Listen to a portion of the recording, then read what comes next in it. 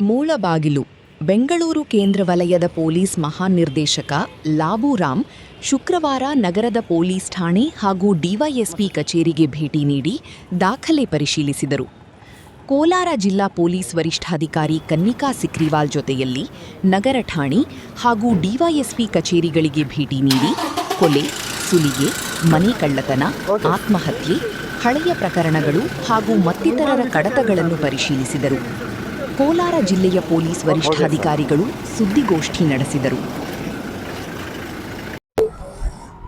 ಅಷ್ಟೇ. ಮತ್ತೆ ಸಿಬ್ಬಂದಿಗೆ ನಾವು ಏನಾದರೂ ಅವರಿಗೆ ಬೆಟರ್ ಆಗಲಿ, ಅವರ ಲೈಫ್ ನಾವೇನಾದರೂ ಮಾಡಬಹುದು, ಅದನ್ನೇ ಕ್ರಮ ತಗೋಬೇಕು.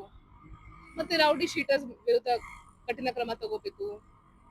MOBsಗೆ ನಾವು MOBsಗೆ ಪತ್ತೆ ಮಾಡಬೇಕು, ಅಷ್ಟೇ ಹೇಳಿದ್ರು. ಆಯ್ತು, ಅದೇ ಹೇಳಿದ್ರು. ಎಲ್ಲೆಲ್ಲಿ ಇಲ್ಲಿಗಲ್ ಆಕ್ಟಿವಿಟೀಸ್ ನಡೀತಾ ಇದೆ, ಅದನ್ನು ಕಂಟ್ರೋಲ್ ಮಾಡಬೇಕು ಅಂತ ಹೇಳಿದ್ರು. ನಗರದಲ್ಲಿ ಜಾಸ್ತಿ ಗಾಂಜಾ ಮತ್ತು ಸಾಗಾಣಿಕೆ ಜಾಸ್ತಿ. ಅದ್ರ ಬಗ್ಗೆ ಏನಾದರೂ ವಿಶೇಷ ಸ್ಪೆಸಿಫಿಕ್ ಮಾಹಿತಿ ಇದ್ರೆ ಕೊಟ್ಬಿಡಿ.